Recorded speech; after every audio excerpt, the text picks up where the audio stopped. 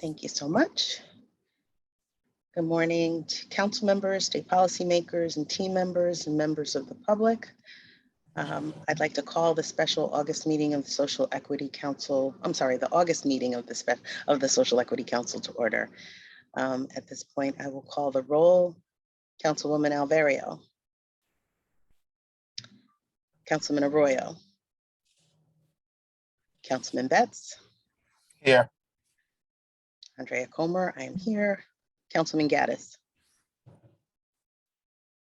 Councilwoman Gordon. Councilman Jefferson. Here.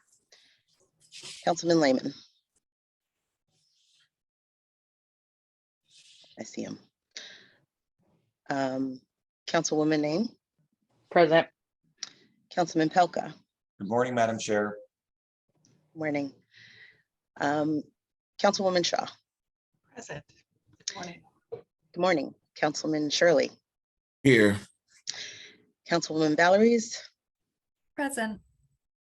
Councilman Walton. We have a quorum. And just to reflect, it is 10:05 when we start the meeting. Thank you. As we voted on applications at the special meeting on July 28th, we will not have applications to consider at this meeting. At today's meeting, we will consider a revised disproportionately impacted areas map. As most are aware, the legislation charges this council with evaluating those areas designated as disproportionately impacted each year based on the Census American Community Survey with regard to data on criminal convictions or unemployment in those areas. We'll also consider the logos developed by Camello Communications and vote on the finalists to implement the Accelerator program, which will provide much needed support to social equity applicants who receive provisional licenses. Finally, we'll hear from our committee chairs. I want to note for the record that Councilwoman Gordon has joined us. Good morning, Councilwoman Gordon. Morning. And Councilman Gaddis, good morning. And with that, I will ask for a motion to approve the minutes from the July 28th meeting. So move. Second. Have a second. Any discussion? Hearing none. Oh, yes, Councilwoman Shaw. Good morning. Thank you, Madam Chair. I have a few recommended revisions. First, might I suggest that there be page numbers on the document, which would facilitate review. On page 3, reference is made to a discussion around a question that I posed, asking if there was a way in which there could be a map or some kind of tracking of the geographic distribution of the applicants that had been approved or the sites that they've indicated they've intended to establish. The minutes don't reflect a resolution of that question. And I seem to recall that the answer was that information could be provided. So if the minutes could just reflect the conclusion of that discussion. Absolutely. And on page 5, this is the section which summarizes the changes I recommended to the bylaws. The 4th bullet down made reference to, it currently reads, Councilmember Shaw questioned the intentional omission of the Finance Committee. I believe I conveyed the unintentional omission of the Finance Committee. I did not assume that it was intentional. So if that could just be, if intentional could be changed to unintentional. Sure. That's all I have. Thank you. Any further discussion? Okay. Motion to approve the minutes as with the requested amendments by Councilwoman Shaw.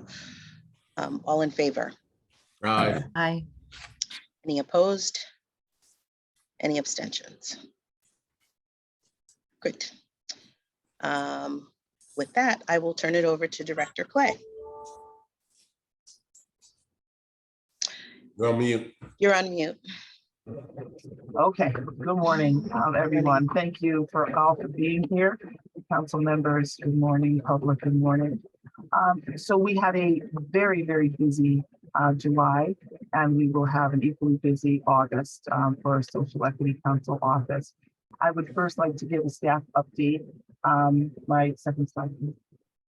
I want to welcome Jennifer Stevens, who joined the staff of the Social Equity Council on July 15th.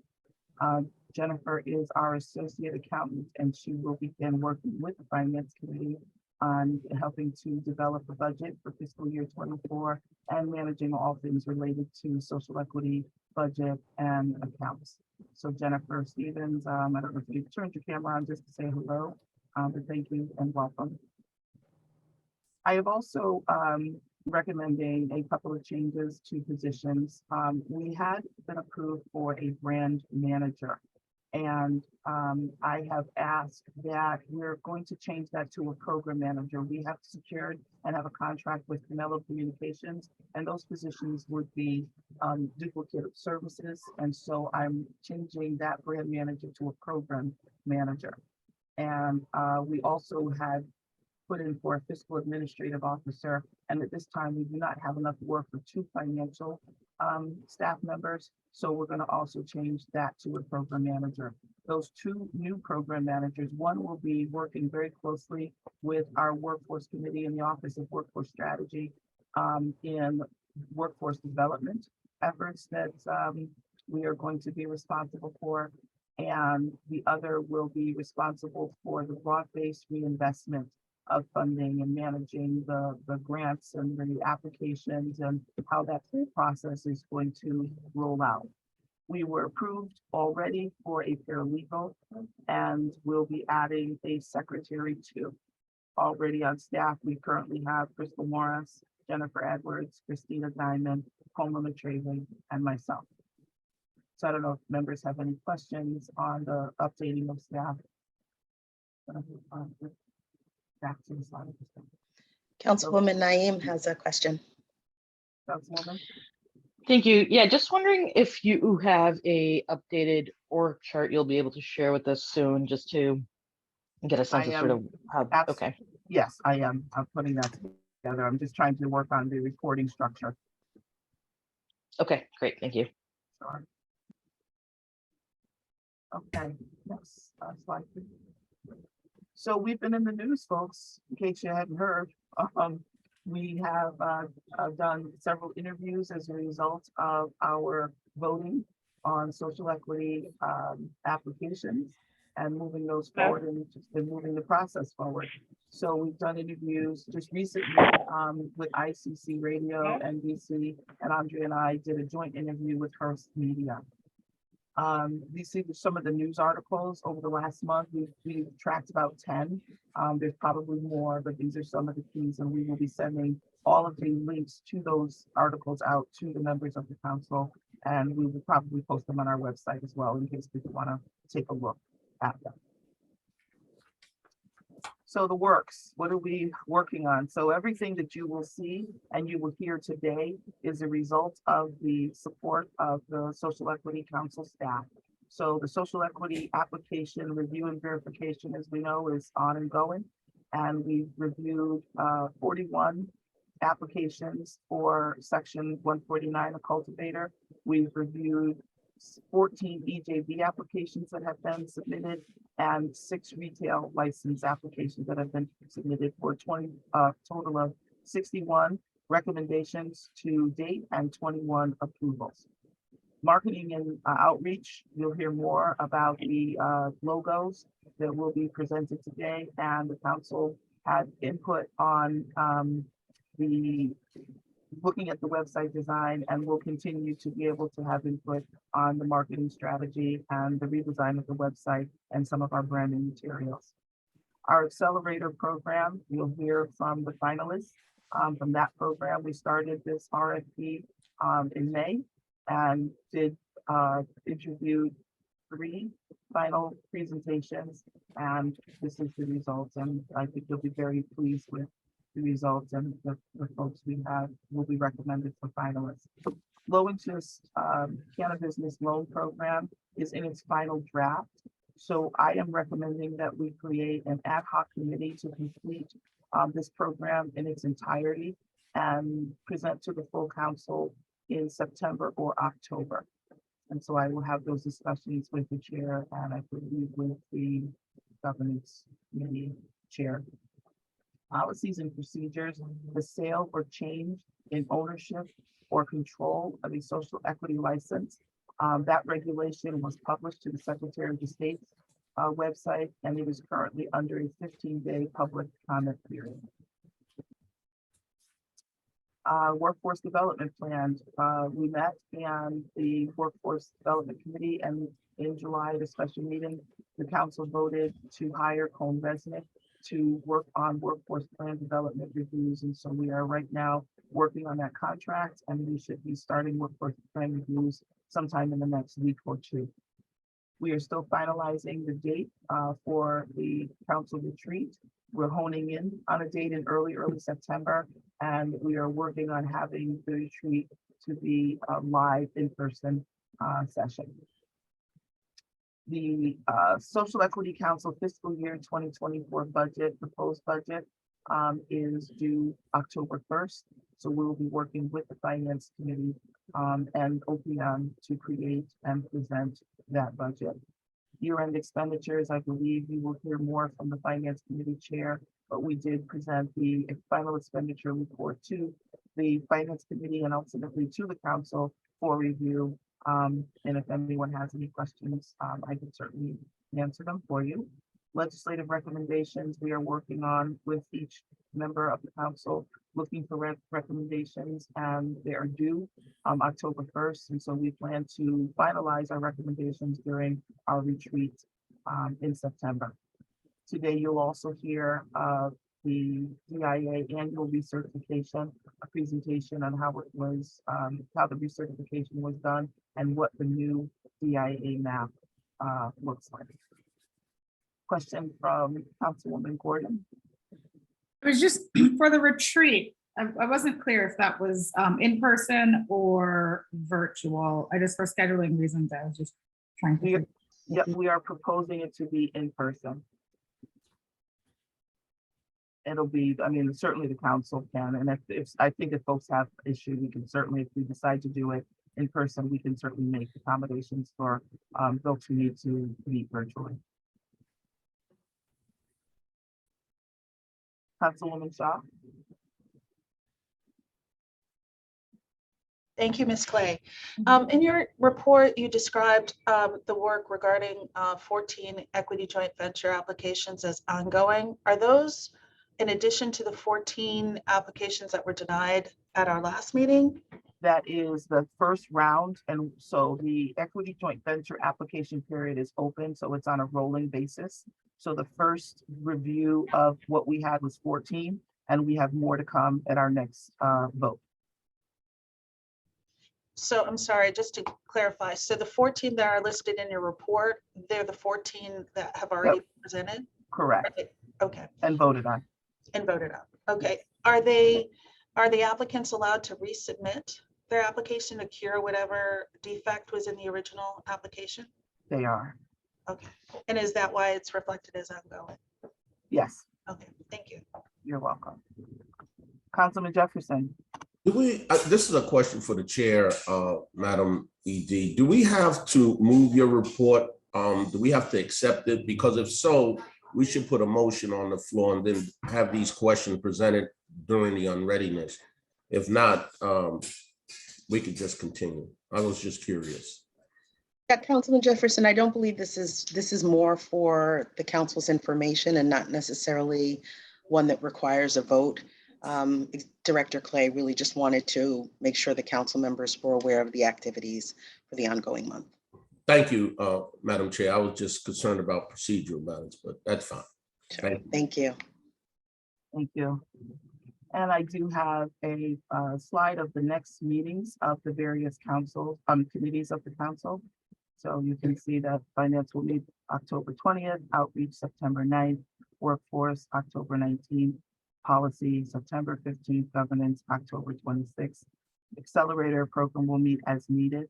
The ad hoc committee, I'm sorry. And then the full council's next meeting is scheduled for September 7th at 10 a.m. And I see that Councilwoman Gordon, your hand is up. Do you have another question? Okay. And then I see Councilwoman Shaw, you raised your hand. Did you have a question? Yes, I just wanted to flag for members of the Finance Committee that we will have to have a special meeting prior to October 20th to review the proposed budget for fiscal year 2024. So that concludes my report. If no one has any questions, thank you very much. And we'll turn it back over to Chairwoman Comer. Thank you, Director Clay. At this point, we'll hear an update on the disproportionately impacted areas map. And for that, I will turn it over to Christina Diamond, our Communications and Legislative Manager for the SEC. Patrick Hewlin from the Governor's Office is also on hand. Christina? Good morning, everyone. Jennifer, if you wouldn't mind sharing the PowerPoint presentation.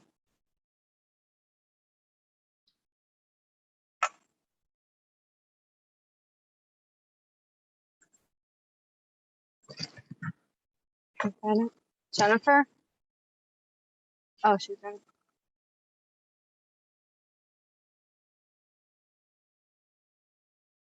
Jennifer is just working on several presentations today, so just give her just 1 second. She's controlling the whole bus.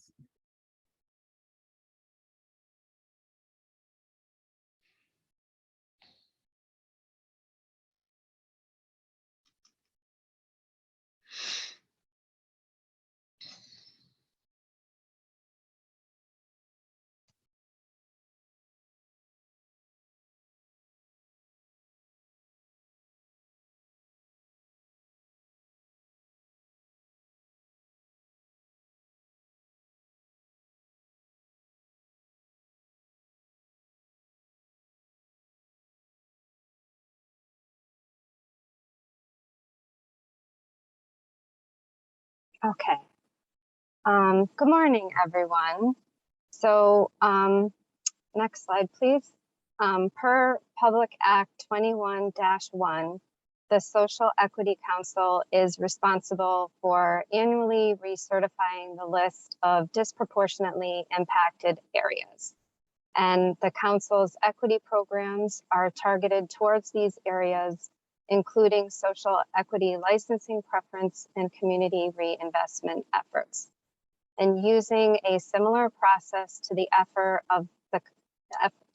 the council certified last summer, this year's map was recalculated at the direction of the SEC staff with the assistance of OPM, the Department of Emergency Services and Public Protection, and the Governor's Office staff.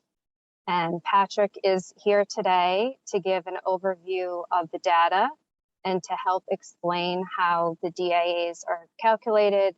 And he'll also share what the new DIA map looks like. So I'll hand it over to Patrick.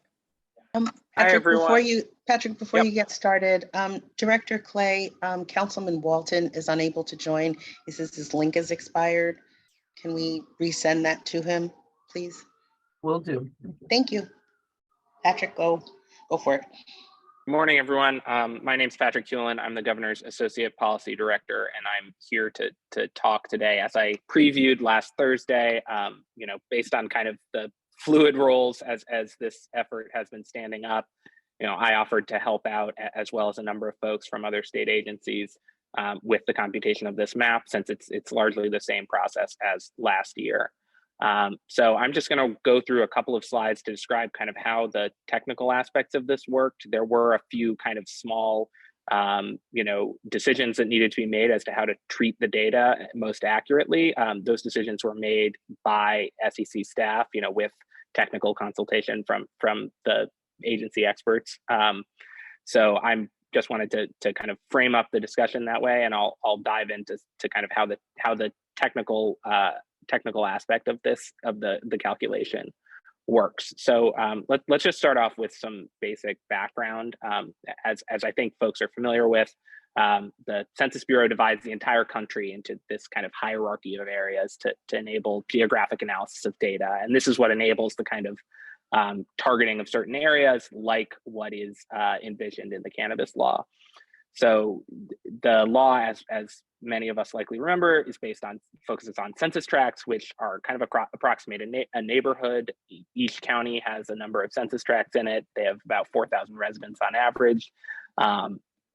They change every decennial census, and in Connecticut, they're generally contained within a single town. So I've put up the map of Hartford just for informational purposes. So that's the division of Hartford into census tracts on the screen. Next slide. So the law specifies a targeting of certain census tracts based on a statistical approach. The basic unit of analysis is to go back and look at, over the kind of rough period of the war on drugs, informed by what we still have data on, which starts at about 1982, and just count up where convictions for drug-related crimes occurred across the state over the last, well, not really the last anymore, but this period of 39 years. And then once those are all counted, divide by population to come up with a metric that approximates kind of the rate at which people were convicted of drug-related crimes in a given census tract. And there's kind of two paths. If the conviction rate is higher than a tenth, then the census tract is a disproportionately impacted area. There's also another option, which is if the unemployment rate is greater than 10%, census tract is also a disproportionately impacted area.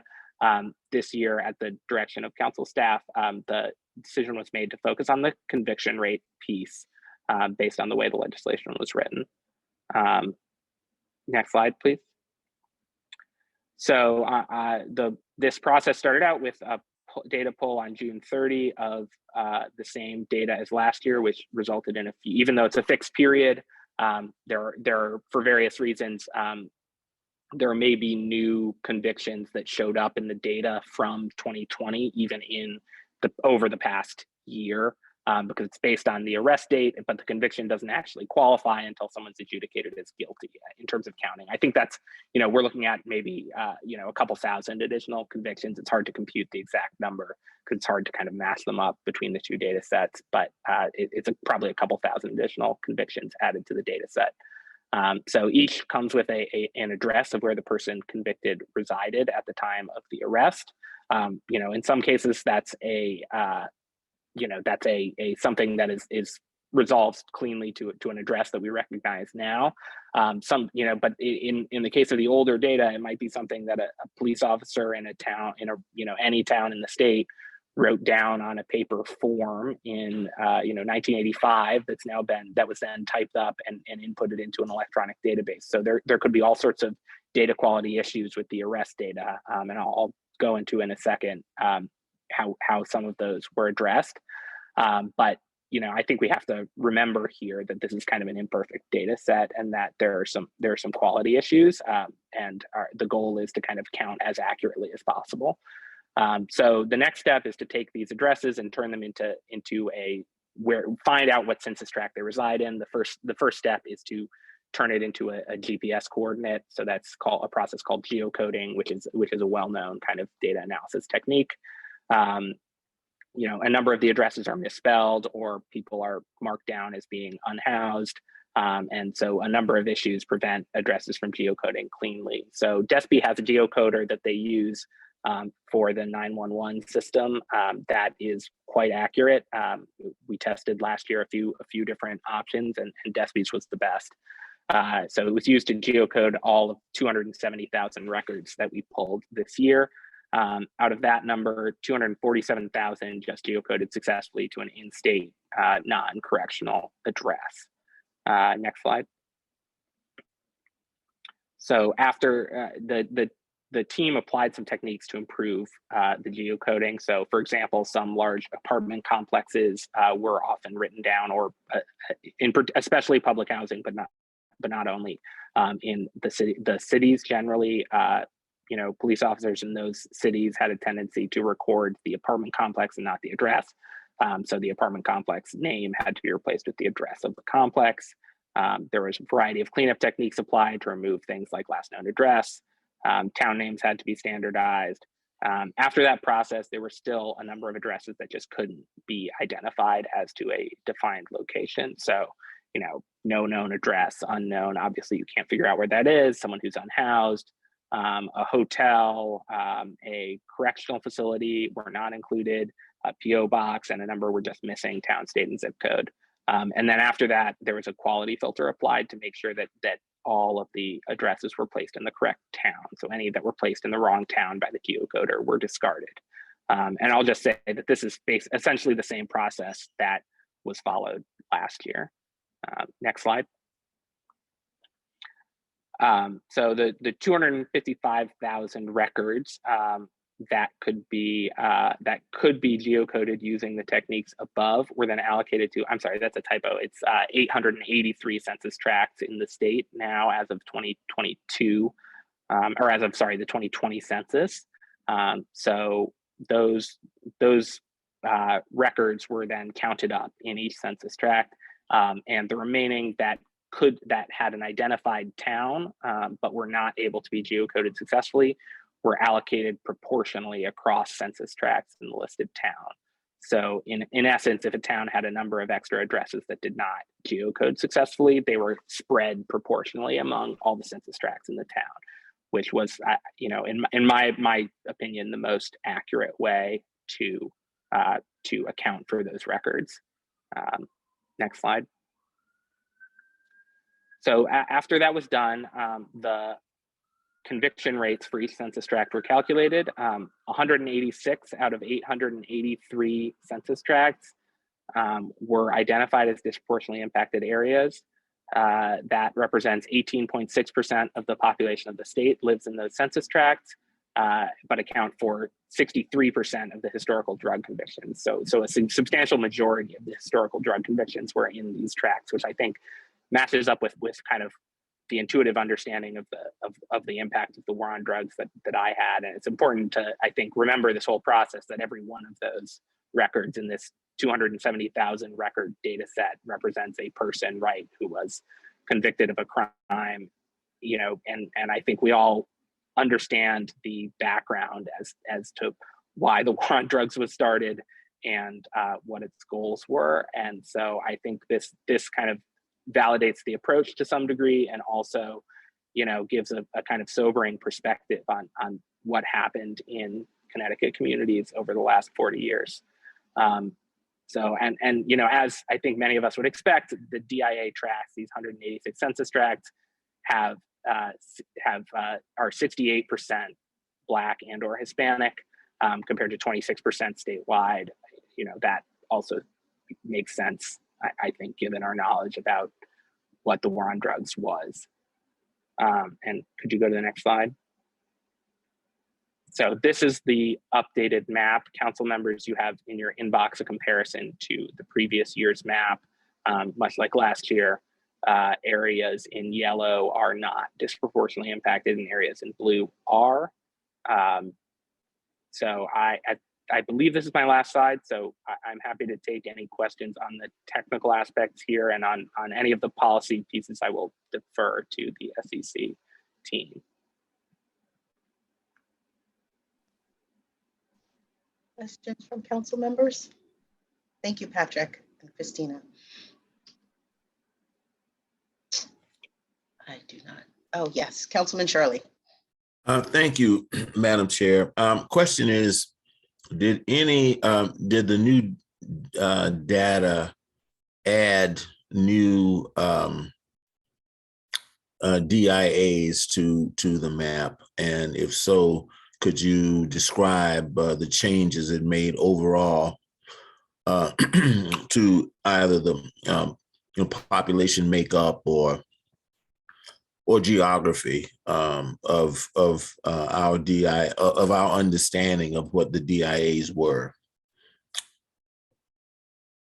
Sure, I'll say that I think the map is shrinking a little bit more than it is growing.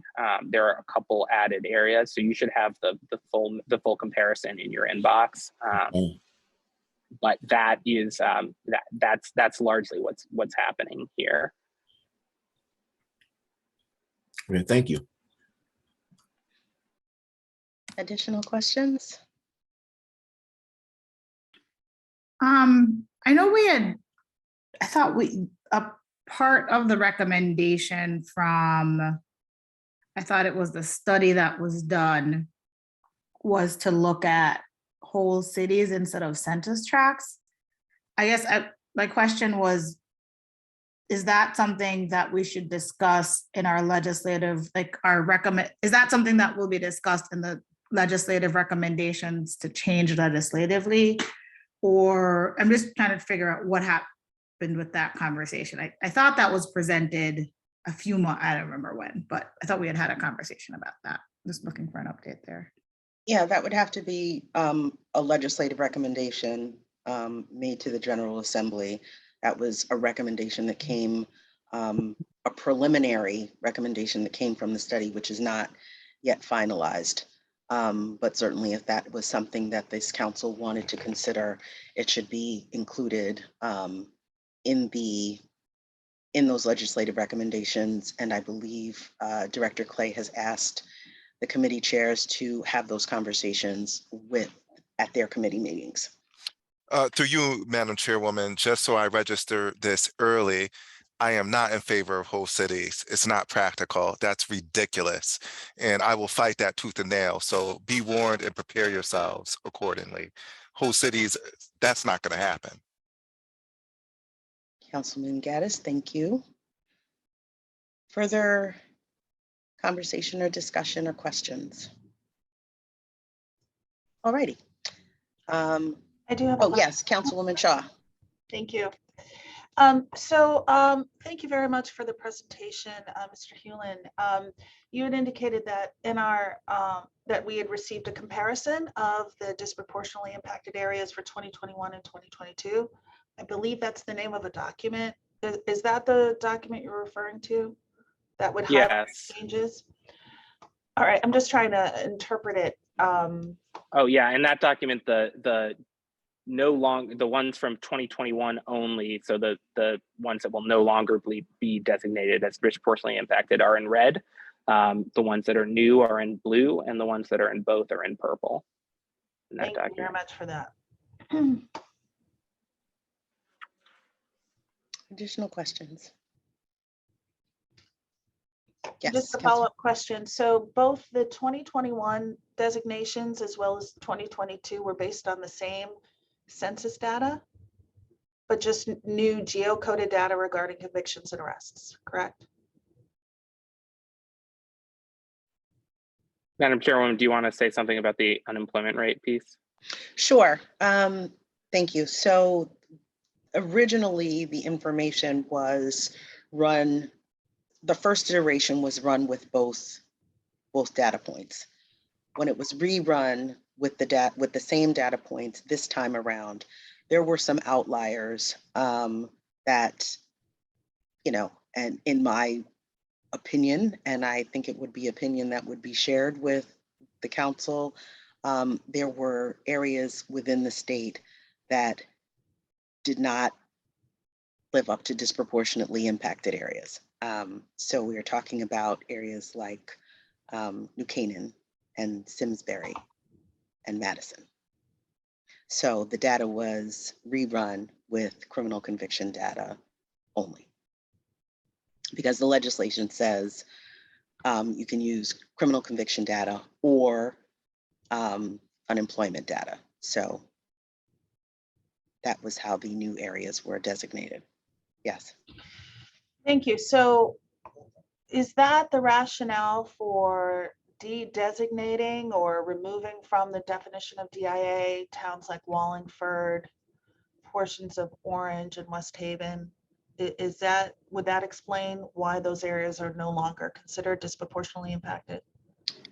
That would be my guess, Patrick. I don't know if you. Yeah, that is the reason. You can see on that document, Councilwoman, the unemployment rate from last year, the conviction rate calculated last year, and the conviction rate calculated this year, if you hover over the individual. Yeah, no, this is a very helpful map. Thank you. Councilman Gaddis. Through you, Madam Chairwoman, and I would like to talk about this offline, because I don't want to be a hypocrite and take up too much of our real estate on the clock talking about things we could discuss offline. Have we discussed freezing in time the DIAs, because look, the war on drugs was a certain snapshot in time. I don't know if there's a war on drugs now, especially considering meth and the fact that, we don't want to lock up little Sarah, right? We don't want to do that. So we're going the other way. A half an ounce of heroin in Connecticut is a misdemeanor. Anybody who knows anything about the streets, if you get caught with a half an ounce of heroin, you are dealing heroin, but I digress. The problem with every year recertifying the DIAs means that it's changing. But if the undergirding is what happened to those geographical areas, the people in them during the war on drugs, look, if you're selling a couple of pounds of cocaine and marijuana, you should get locked up, right? I don't even know about that. But can't we freeze it so we don't have to keep doing this every year? Because to Councilwoman Shaw's point, every year you're going to have folks come on and off, and that's kind of weird to me. It's not exactly linear. I would like to just take a snapshot in time, freeze it, and move forward. This business of every year removing people, adding people, is there still a war on drugs? I don't know. I'm just asking a question. Thank you, Councilman Gaddis. So to respond, because the legislation warrants that we do this every year, that's why we are engaging in this exercise. Certainly, if there was a will among the council members to make that as a legislative recommendation to have the DIAs remain the DIAs, then I think that's something that we should talk about. In terms of the war on drugs, right? So we're talking about something that was started in 1972 and was sort of doubled down in the era of President Reagan. Whether or not the war on drugs continues to exist, I think is subject to opinion. What I will say is this, that the communities that were most harmed by the war on drugs are still recovering from that war. It is decades in the making. The poverty, and the resulting housing issues, education issues, health disparities, criminal justice disparities continue to perpetuate in those communities. So that's just my answer in terms of whether the war on drugs still exists. But to your question, to your point, that is something that can be addressed through our legislative recommendations conversation when that time comes. I know that they are due October 1st, so those conversations should happen sooner rather than later. I did see Councilman Lehman's hand and then Councilwoman Shaw. Just very quickly, thank you, Andrea. I concur with Avery here. Unless to me there's a cost versus benefit on redoing this every year. I think leaving these DIAs as static, at least for maybe not in perpetuity, but for 5 years, as opposed to every year, makes a lot more sense. I just think this is going to be confusing, and to me, the benefit does not outweigh the cost. So I would be a proponent of, again, whether it's 5 years or 10 years, something like that, where we give it a shot and we leave these static. And I would suggest we recommend that to the legislature for their consideration if the rest of the SEC concurs. Thank you, Councilman Lehman. Councilwoman Shaw. Thank you, Madam Chairwoman. So again, I'm just trying to interpret the information that's presented rather than offer an opinion on it. So if I'm reading this map correctly, it looks as if there were maybe just a handful of additional census tracts that have been added to the DIA designation. Is that correct? Patrick? Yep, that's correct. Okay. And would any of the applications that are currently in the pipeline be impacted by the D designation that is up for a vote today? Madam Chair, do you want to take that one? I'm sorry, can you say that again? So there are a number of areas that no longer will be classified as DIA. Would that impact any of the applications that either were approved by the SEC or are in the pipeline?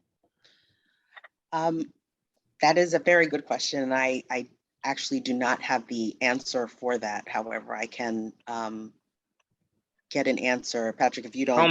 Komla has his hand up, but okay. I will say very briefly that it's the legislation says it's a time of application, I believe, but I can let Komla elaborate. Okay, thank you. Attorney Mantrivi? Through you, Madam Chair, and thank you, Patrick, for starting to answer. It is the date of application that is considered. So all those who submitted their application before the council recertified the DIAs today, those applications will not be impacted by the new DIAs that are coming into play now. It is the DIAs that are in effect at the time they submitted the applications. That's my understanding. Thank you. Thank you. Councilman Jefferson? Yes, thank you, Patrick, for your presentation. In response to a couple of the concerns of my fellow council members, I think we have to proceed with caution. If an annual review removes or eliminates a town like New Canaan from the DIA, that's good news as far as I'm concerned. If, and adds other more deserving communities to the DIAs, then that's good news as well. And so at some point, I think we will no longer need reviews, or maybe an occasional review. But I think this was healthy moving forward. And by the way, Madam Chair, that was an excellent piece you sent out. It was well done, and thank you for that information regarding the cannabis industry. But again, I just think we have to proceed with caution, and I think it's a bit too premature to stop now in terms of our review process. Thank you. Thank you, Councilman Jefferson. Councilwoman Shaw, did you have another question? Okay. Councilman Gaddis. What are the implications of not subtracting from the DIAs but adding?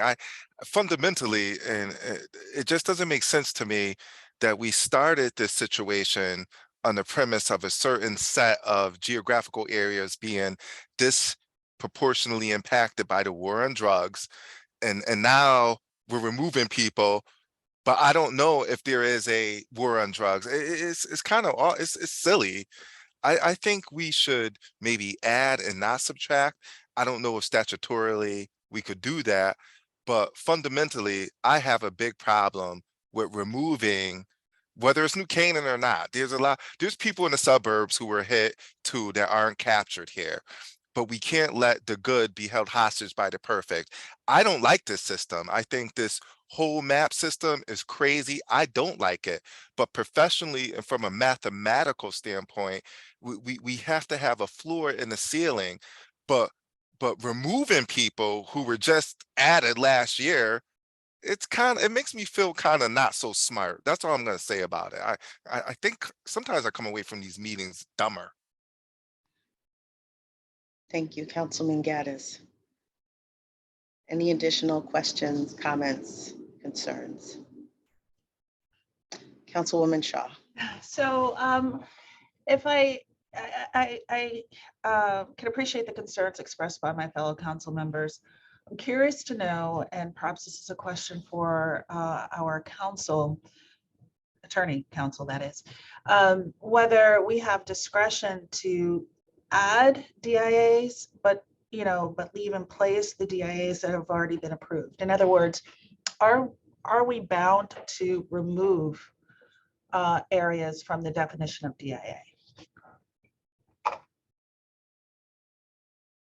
Through you, Madam Chair. To answer the question, I would say the statute has given the option to use either the unemployment data or the incarceration rate data. So that's where the discretion of the council lies. So if the council uses the unemployment data, you'll probably see more tracts on the map, because unemployment is pretty much everywhere in some cases.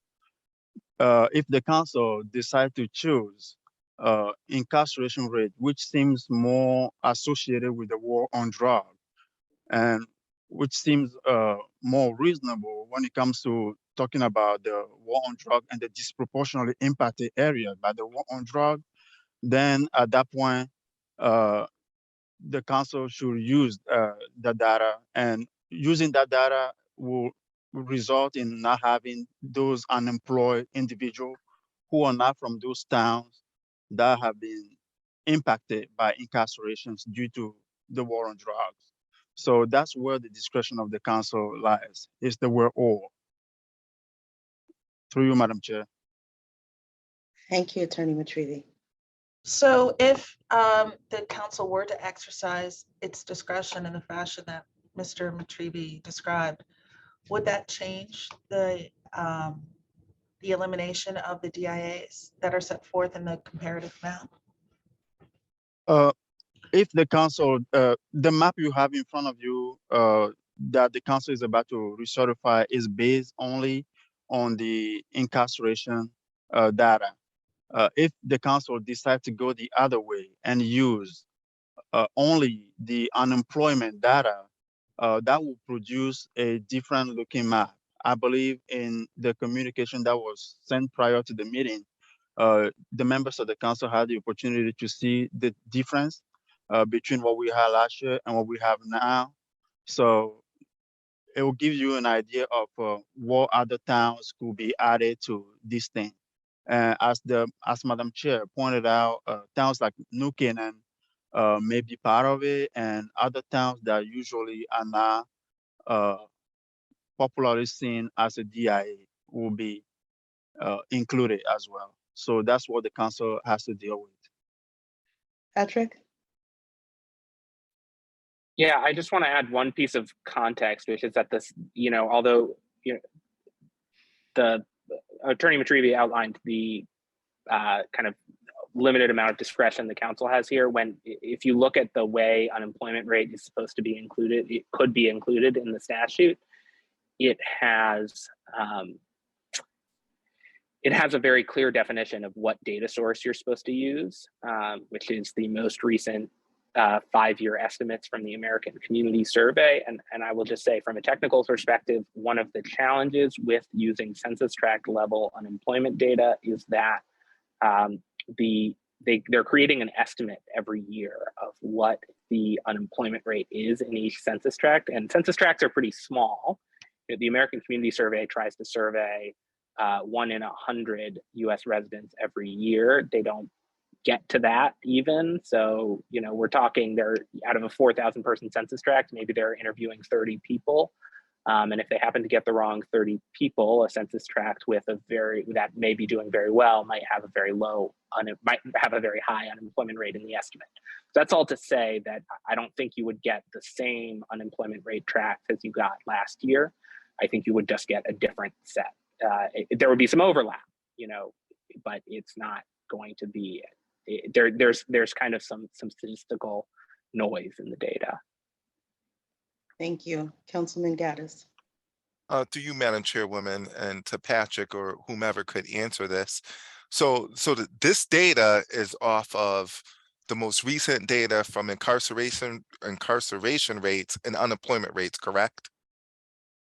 The map that's on the screen is just the conviction rate. It does not include the unemployment rate. All right.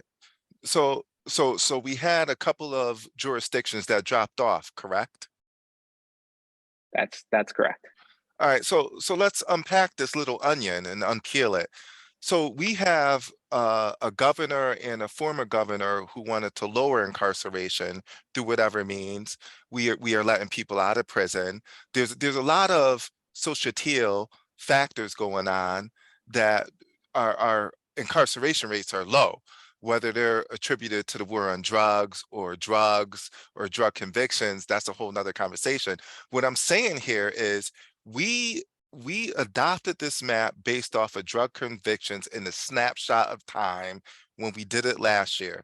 Now we are asked to recertify a map based off of information that we don't even really know if it had anything to do with drugs. And it becomes, it's really, really silly, man. It's just silly. So I'm Councilman gonna Gaddis. vote no. I'm gonna vote no and shut up. That's what I'm gonna do. I think Okay. it's silly. Okay, so Councilman Gaddis, I just want to say this. I understand your perspective. I think that when we talk about criminal convictions, yes, some may be for drugs, some may not be for drugs. I think the point, at least from my perspective, is that the extent to which the war on drugs continues to impact communities, and that results in convictions because of inability to gain work, living in poverty for years and years and years. And this is, I think, a much broader conversation, but when you think about the disparity between crack and powder cocaine and how folks were criminalized differently on the basis of one versus the other. And we know that powder cocaine was more prevalent in communities that did not look like ours, and crack cocaine was more prevalent in communities that look like ours. And when you look at the disparate treatment from a justice perspective at that, that's where the war on drugs really takes hold. And so, again, I appreciate your perspective, but I think that if we're talking about equity, then we were talking about more than just drugs. We are talking about the impact that this has continually had on communities, and I will say disproportionately communities of color for years. Councilwoman Alverio. Thank you, Andrea. And I first want to apologize because I have been a little bit out of the loop due to a family tragedy over the last month. So just, excuse me if my comment has already been discussed. So just want to make sure I understand what we're talking about is that if somebody was in a DIA that qualified and they were planning on participating in the next round, then this means that they no longer are in a DIA, and so that they don't qualify anymore. Is that what we're saying? Is that what I think that's a question for the SEC council. I'm just trying to get clarification here. Is that what we're saying? If they were in a DIA last year, and then all of a sudden this new data says they're not in a DIA anymore, then they don't qualify? Is that what we're saying? Kamala, can you take that one? Yes. Through you, Madam Chair. No, I'm about to answer your question, Councilmember Alverio. So there's a very specific definition to the residency criteria, and the residency criteria still applies to people who submit their applications. And that criteria has two prongs. Applicant was a resident of a disproportionately impacted area for not less than 5 of the 10 years immediately preceding the date of such application. That's one part. Or the applicant was a resident of disproportionately impacted area for not less than 9 years prior to attaining the age of 18. So if someone lives in, let's say, New Canaan now, or has spent 9 years before turning 18 in Northeast Hartford, that person could still meet the residency requirement despite the changes in the census.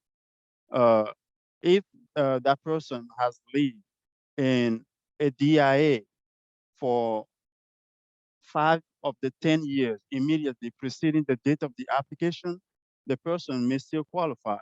So these changes is not gonna affect people who are moving out, let's say this year from a DIA, or who just recently moved out, not necessarily.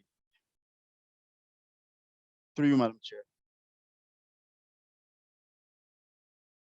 Councilwoman Shaw. Thank you, Madam Chairwoman. Just to follow up on the statement made by Attorney Batrivi, I asked a similar question earlier about the impact of a vote on the DIAs to applications that are currently in the pipeline. And I understood his advice that the residents or the DIA status at the time of the application would be operative. And so any subsequent changes, including eliminating an area from the definition of DIA, would not impact applications in the pipeline. If I understand Councilwoman Alvario's question, she is talking about applications that have yet to be filed. Individuals who may not, who may be residing in a current DIA, which could no longer be a DIA, and that could impact an application that has yet to be filed.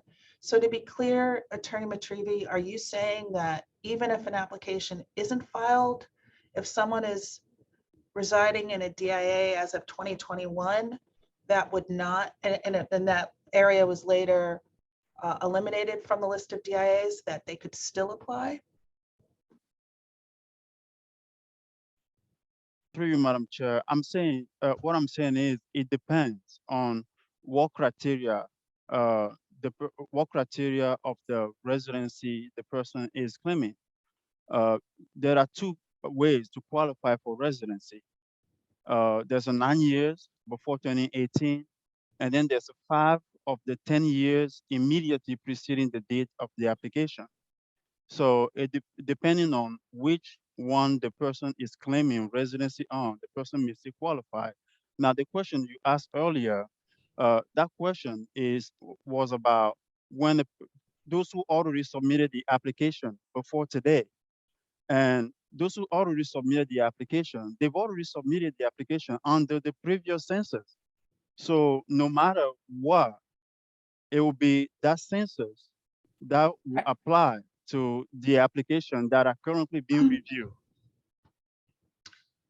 Okay, so just to clarify this discussion, Madam Chair, would it be helpful to actually, rather than have the 2022 areas displayed on the screen, if we had the graphic which shows 2021 versus 2022, I think that will help focus the discussion a little bit more directly. Sure. And I actually, I remain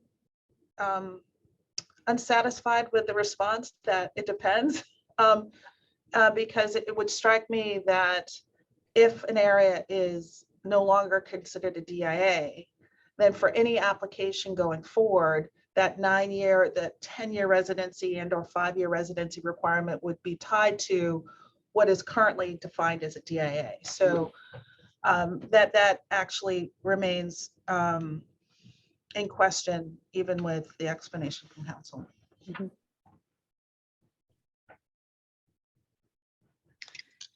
Councilwoman name?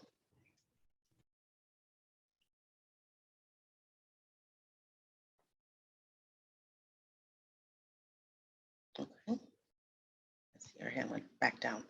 Councilwoman Shaw, did you have a follow-up question? Okay. All righty. You do not hear me? Is the chart available? Can we put that on the screen rather than what's currently being? Yes. It's a subsequent slide in the deck if you want to go a couple forward. Thank you. Councilman Jefferson. Yes, Madam Chair, can you lay out exactly what we're voting on regarding this issue? Certainly. So I haven't asked for the motion yet, but I'm happy to do so. The motion would be to approve the updated disproportionately impacted areas map.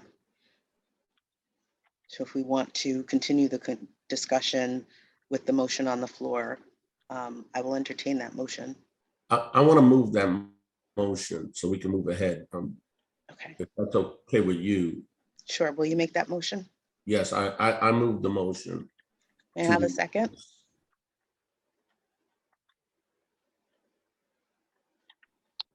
Is there a second? Mrs. Mark, second motion. Thank you, Councilman Pelka. Continuing with the discussion, Councilwoman Name?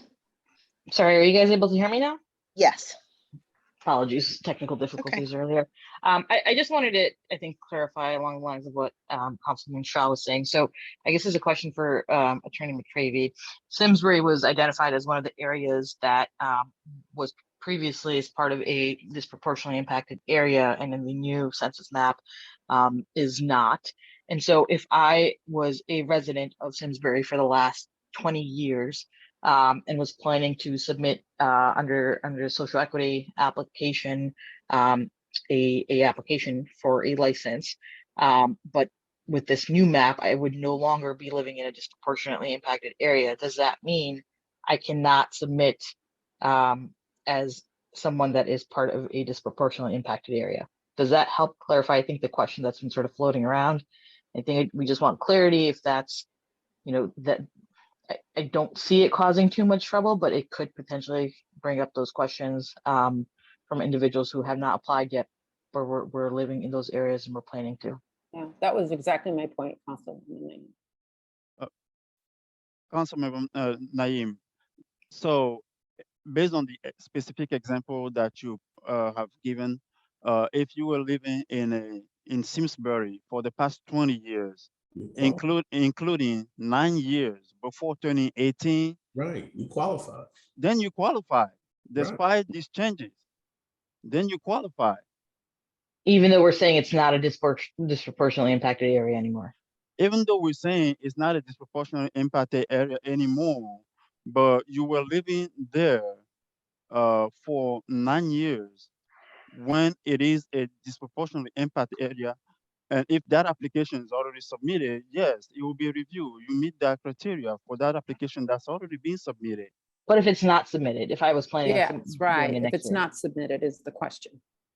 Well, for the application that's not already submitted, if the person plans to submit the application for 2022, 2023, for that area which is not on this map as a DIA, then that person may not submit that application.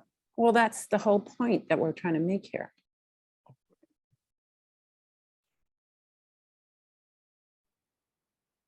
I mean, how could we possibly say that, SEC stands for, areas that historically have had convictions, but, oh, nope, no longer. I mean, really, that's what we're saying. That's a simple fix for this problem, Madam Council Member, and that is to put in a legislative amendment to change the definition of a DIA or the criteria upon which the DIAs are determined. So only the legislature can change that. At this point, the Social Equity Council still has to work with the current state of the law, which we have in front of us. Right, but the difference is that we could use either definition, right? And again, as Chairwoman had explained when we started this conversation, the changes are coming in because we felt that the employment numbers were not appropriate enough, in which case we're using conviction record statistics to redefine the map. I'm just worried that if I'm someone that's in one of those red areas and was planning to apply and all of a sudden I can't, we may have some controversy popping up around that. Especially as I look at areas of Norwich, there's some red around Hartford and so on. So that just, I think that's something we just want to flag and understand what our course of action will be if that comes up. Councilwoman Gordon. So following up on that point, so I think to Councilman Gaddis's point, like the places that were most hit by the war on drugs were the most hit by the war on drugs.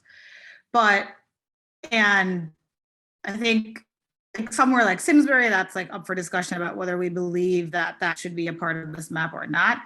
But I guess my questions lie around like the pink areas in the cities.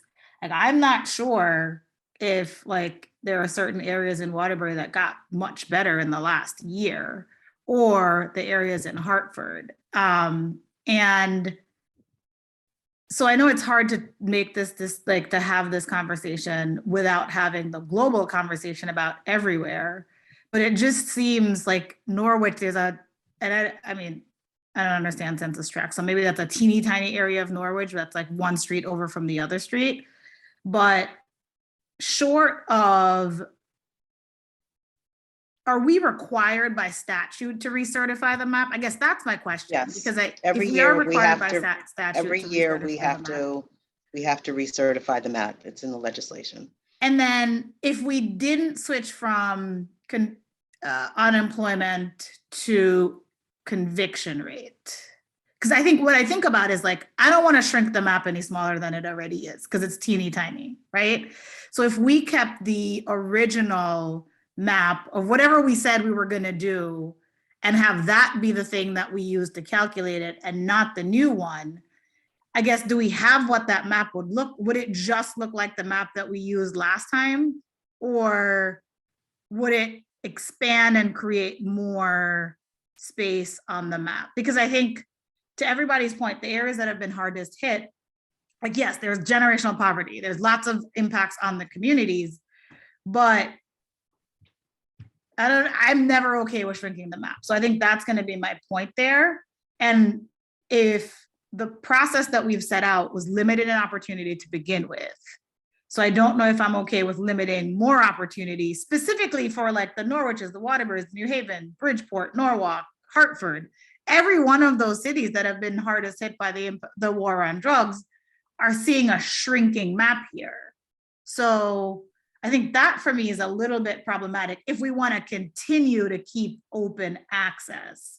So is there a way to recertify, or just keep the old map that was based on the old numbers, and then we could, and why I agree, I also agree with Councilman Gaddis, like, I don't know if we should be doing it every year. I know I never agree with you, so that's like, it's very, very, very strange.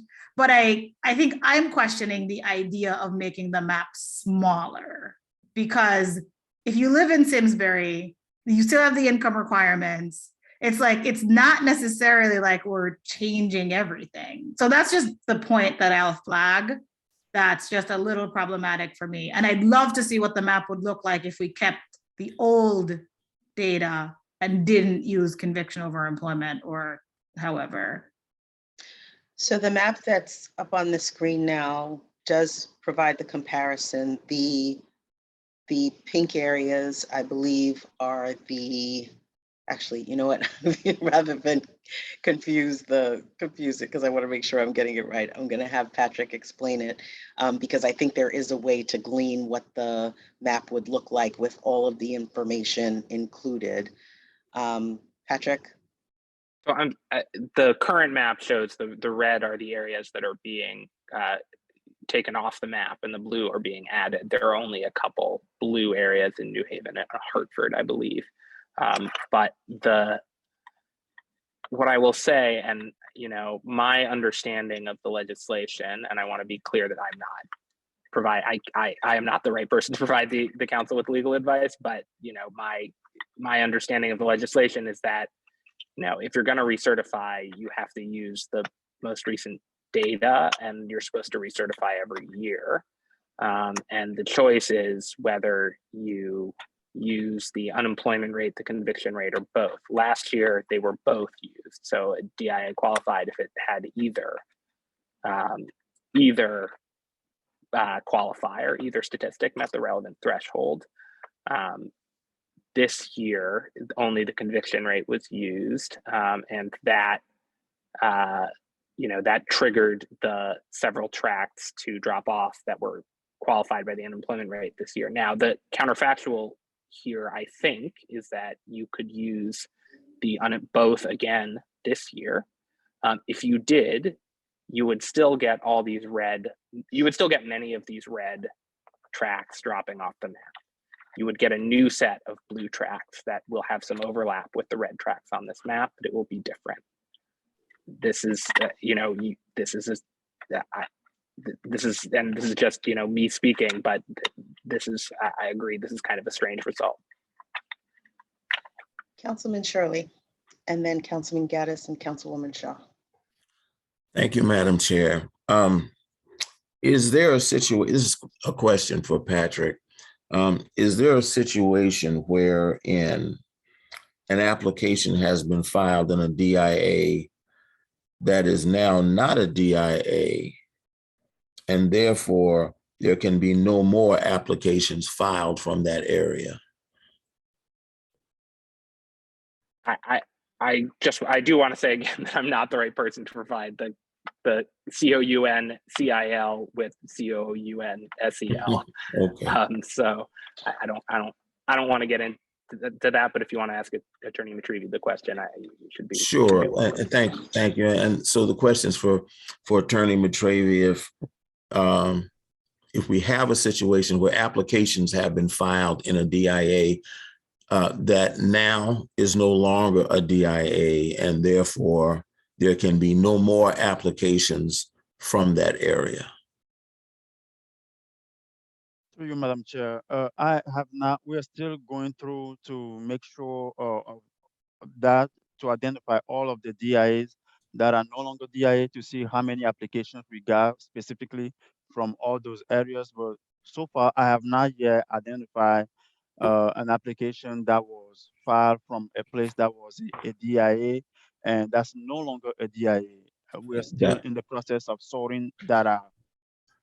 Understood. Thank you for that. And what I was driving at actually is, I think in that situation, that would be what I'd call a windfall to eliminate competition for those areas, for those applicants that can, when there can be no more applications in that area.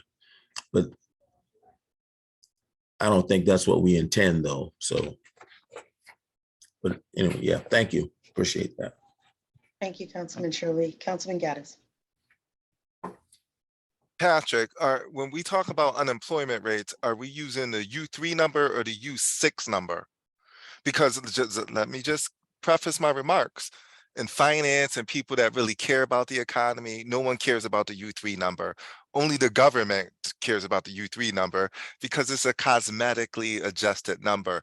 The U6 number really gives you an indication of people who dropped out of the workforce, people who just said, hey, I'm not going to look for work anymore. And that usually gives you the most accurate picture of what's going on with unemployment. My question is those folks those areas that we subtracted from the map, is that because the war on drugs subsided? Again, I don't understand why we're even, because here's where I'm getting at. Let me just get to where I'm going, because we're already wasting a lot of time on this.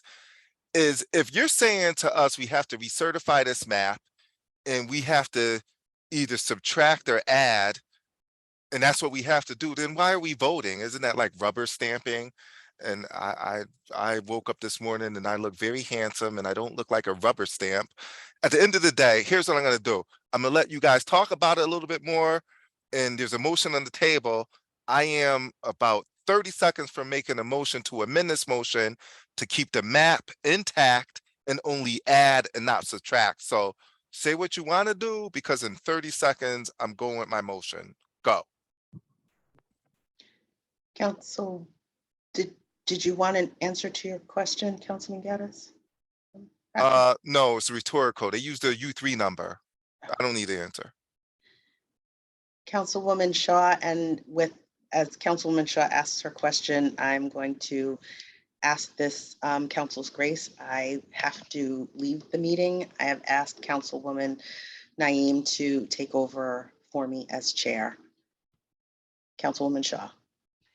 Thank you, Madam Chair. So to Councilman Gaddis's point, I just wanted to clarify the discretion that this council currently has, which is it may fulfill the statute's requirements in annually reviewing and or certifying the DIA map. We can choose to add DIAs and we can choose to keep intact the DIAs that were previously designated. Is that correct, Attorney Matrivi? I'm not sure that's correct, Madam Council Member. I think the statute is pretty clear. When you said the council has to recertify this, it means the council has to consider the most recent data regarding the historical conviction rate or the unemployment rate greater than 10%.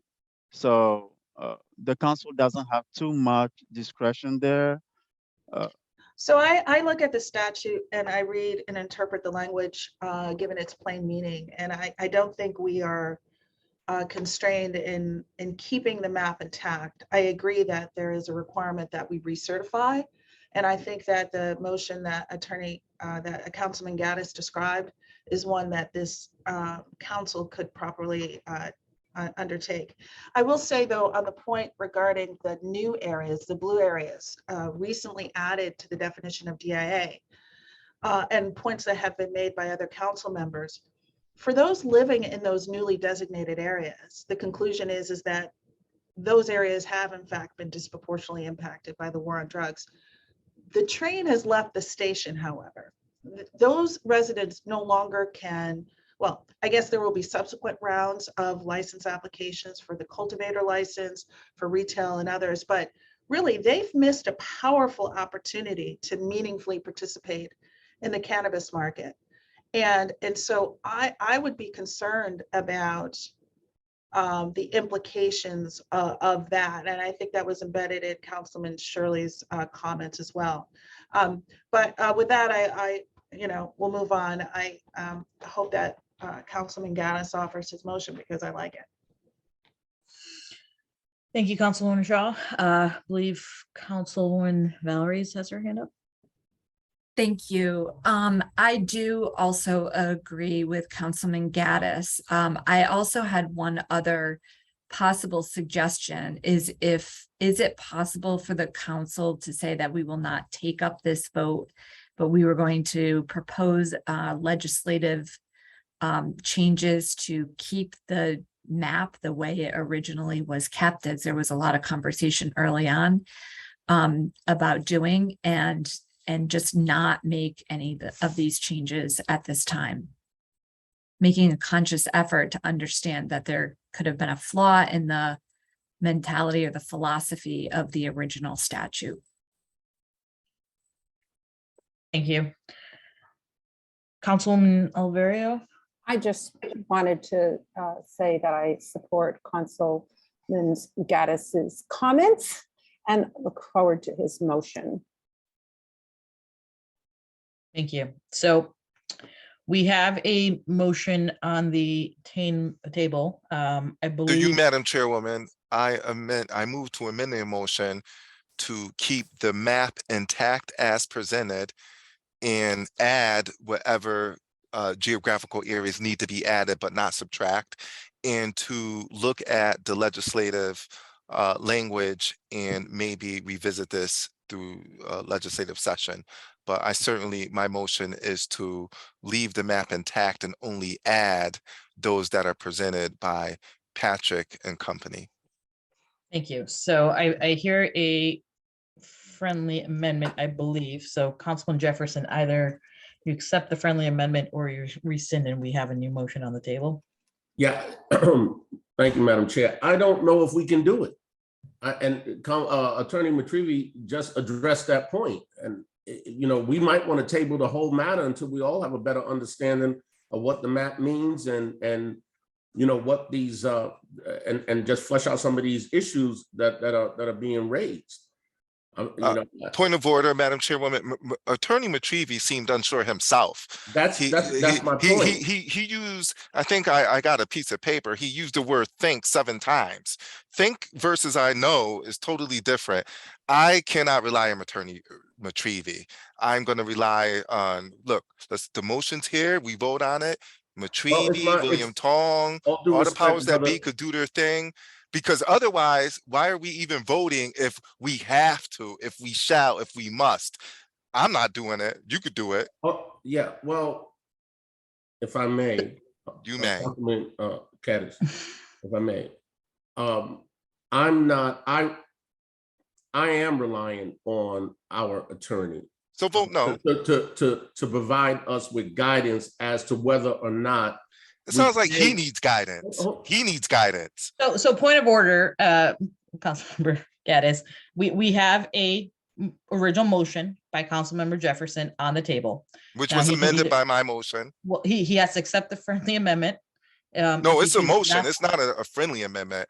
It's a motion to Well, amend. then we have to deal with the motion that's on the table. Yeah, that's No. already, no, procedurally, if the proponent rejects the friendly amendment, then we have to go with the motion that's already been properly seconded. That's exactly right. And you can offer your motion, Councilman Gaddis, after the vote on Mr. Jefferson's motion. That's So, not Councilmember- really, that's, if he, I could amend his, look, listen, I'm holding a big book with a bunch of tabs.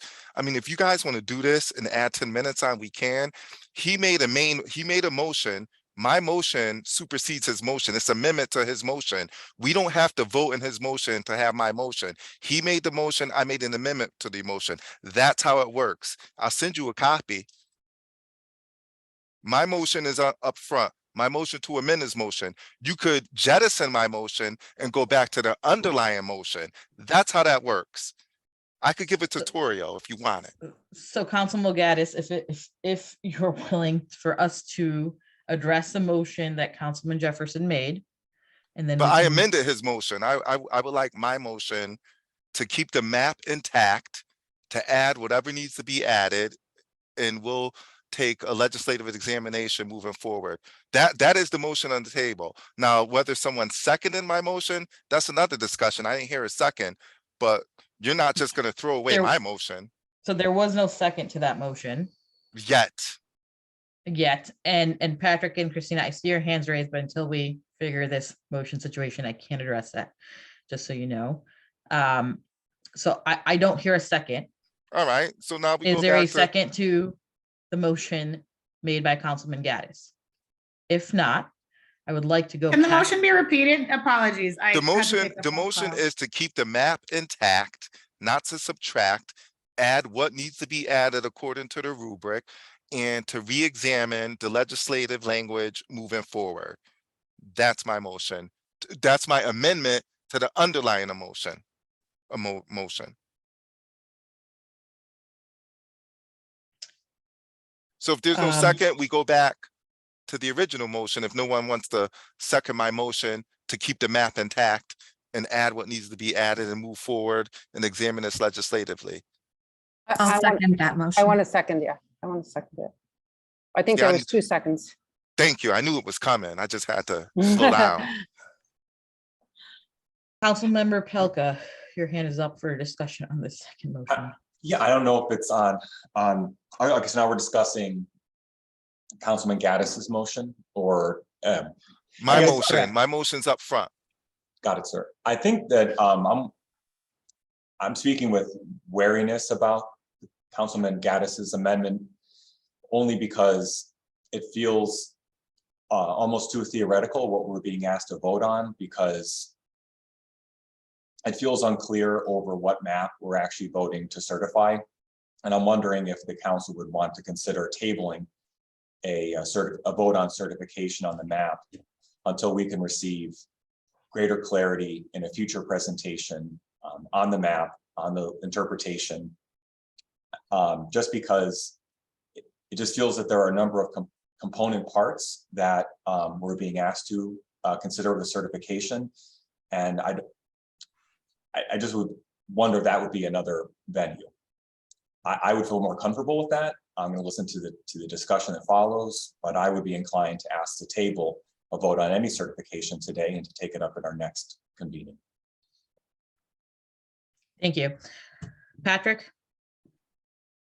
Yeah, I just want to flag an additional, I'm not actually, the 2 maps are not actually directly comparable. There's a technical issue that I think would, again, I'm not a member of the council. I just, from speaking as myself, I think there's a technical issue that would need some additional thought as to how to combine the 2 maps, because the Census Bureau redefined what census tracts are in the decennial census that occurred in 2020. So last year's map was using 2019 data.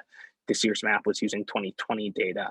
And how to combine the 2 is not necessarily straightforward. So I'm not sure that, I just want to highlight that I think it may need more discussion. And there's a, I understand the SEC may have a meeting scheduled in 2 weeks, but again, just my opinion, not a council member.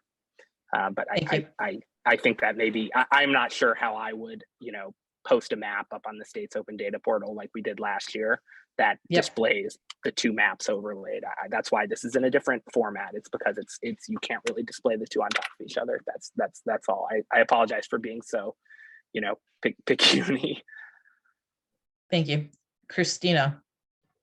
Yeah, I was just going to echo what Patrick said. I think based on the legislation, it says to use the most recent data. So I guess that's what Patrick was trying to explain about, using the two maps at the same time. So I would suggest coming back to this as well to get further clarification and data.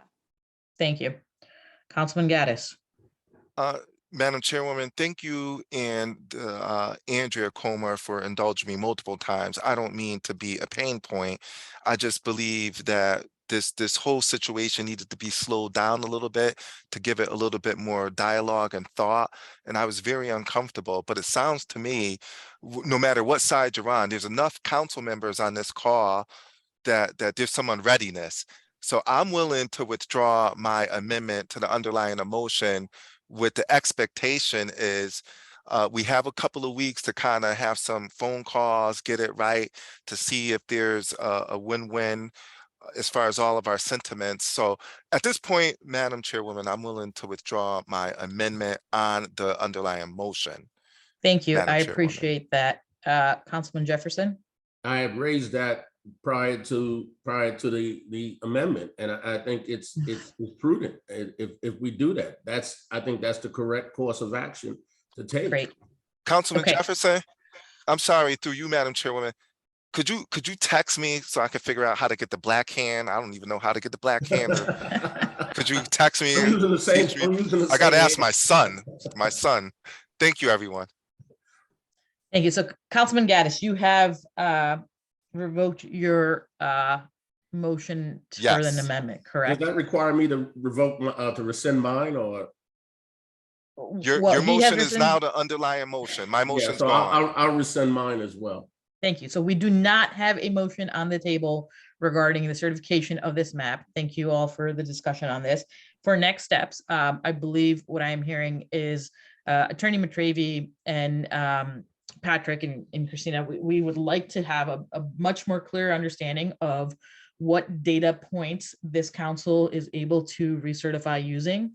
Understand if we can recertify the original map with additional add-ons based on the newer data given to us, and what our options look like. So I'm not sure if we'll want to schedule a special meeting or if there's a certain time limit by which we need to make a certification, but I will clarify that with Chairwoman Comer and make sure that we are able to have this up for discussion at the next council meeting if needed prior to that.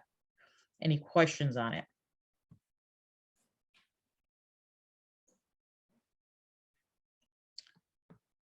Okay, Patrick, thank you so much.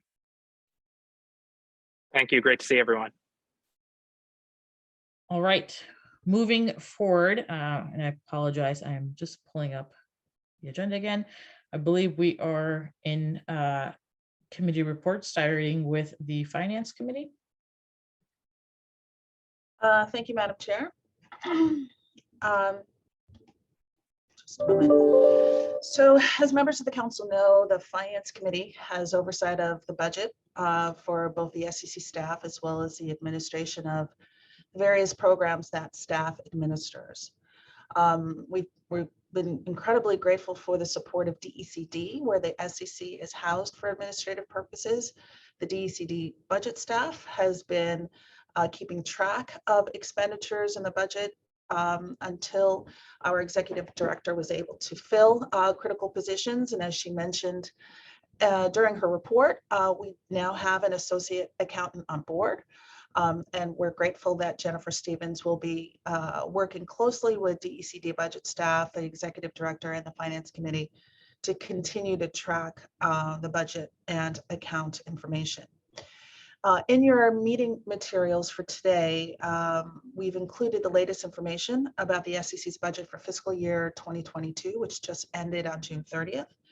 And I'll highlight the takeaways from this past fiscal year. For personal services, spending was on track with the budget amounts. All but $4,400 of the roughly $213,000 that was budgeted for personal services was spent. In terms of other expenses, the budgeted amount for fiscal year 2022, or the funds available, it does reflect some carryover funds. The funds available was $3.9 million. Of that, just $230,000 was spent, or roughly 6% of what was budgeted. And that reflects, the ramp up of a number of significant initiatives that the SCC will oversee over the next couple of months. These unspent funds will be rolled over to fiscal 23 and will be available for the technical assistance accelerator program that is on the agenda today, as well as the workforce development assessment and related activities. So that represents a high level summary of the SCC budget. As was mentioned by Executive Director Clay, the Finance Committee will be convening to review the recommendations for fiscal 2024 as part of the biennial budget process, which will begin next year. Folks may know that with a biennial budget, it's really a brand new budget, as opposed to fiscal year 23 represented adjustments to what was approved for in 2022, 21 rather. So with that, I'd be happy to take any questions. Hearing none, I turn the table back over to you, Madam Chair. Thank you so much. Next up, we have the Workforce Development Committee update. So Councilwoman Valeries. Thank you, Chairman Naeem. The Workforce Committee did not meet since a special session 2 weeks ago, so we do not have a report at this time. Thank you so much.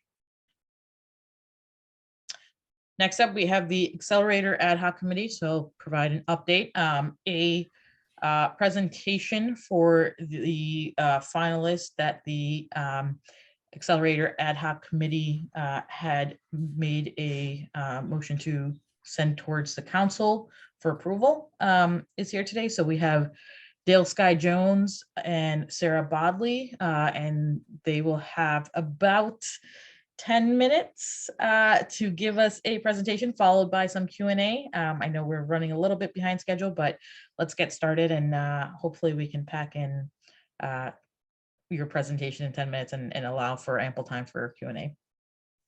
We'll do